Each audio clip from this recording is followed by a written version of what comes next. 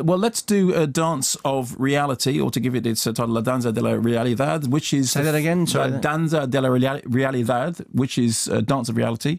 In what language? Well, Chilean, so Spanish. So, Alejandro Jodorowsky... what language is that?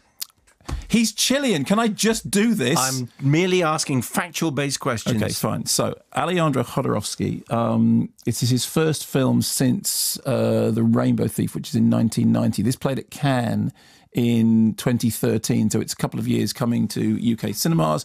Jodorowsky made El Topo and Holy Mountain and Santa Sangre, and was sort of best known as a kind of cult midnight movies director.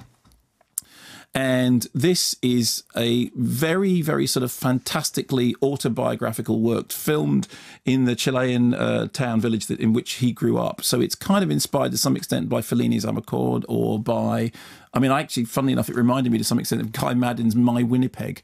So it's a sort of a factually inspired fictional history in which his son, Brontis Jodorowsky, plays his father, plays the director's father. The director himself appears as a spirit guide, leading his younger self through the traumas of a childhood in which he is torn between, on the one hand, a sort of Stalin-esque father who dresses like Stalin and believes that he wants his child to be a man, and absolutely despises the girlish mane which he affects, and his mother, who is sings everything, doesn't speak at all. She sings entirely in opera and has these strange magical powers. And during the course of the movie, what we see Jodorowsky doing is sort of wrestling on the one hand with the truth of his past, with this kind of battle between religion and politics, between passion and sensuality, and between a hard reality, between the idea of... What? Why are you doing that? It just sounded a bit tiresome. It's not. It's completely the opposite. It has a carnivalesque quality to it. It's, I mean, very Fellini-esque, although to some extent Buñuel, to some extent... I mean, people keep making a comparison with Todd Browning, although I don't think that's entirely fair. Ken Russell would have absolutely loved the film. And so the young child is torn between all these various things. It's a sort of metaphysical discussion of politics and life and reimagining of his own life. It's a film of visionary moments, of a black-clad crowd walking across a desert with umbrellas, of fish being thrown into the air and falling from the sky. Ruled by Pisces? No, nothing to do with ruled by Pisces. Of a tyrant upon a white steed, Bucephalus. Of what?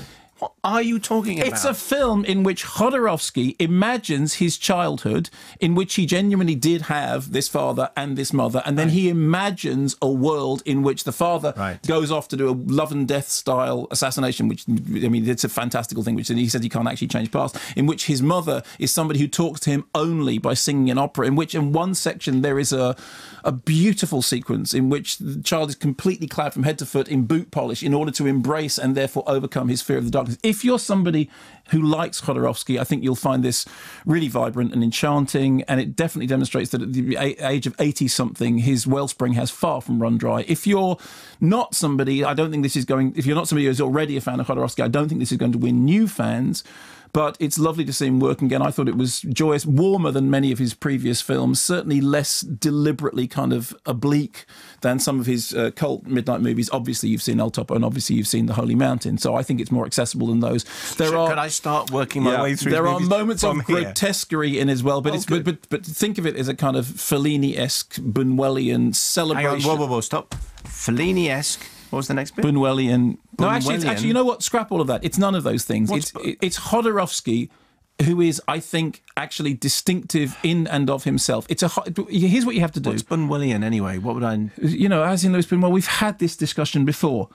Anyway, but it's not. It's not Buñuelian. It's not. It's Jodorowsky. It's Jodorowsky-esque. It is. But it's not Jodorowsky-esque. It is Jodorowsky.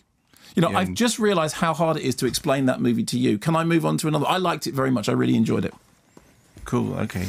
You hate it. What was it called? It's called The Dance of Reality. Right, okay. I might sneak that in at the weekend. Take the family.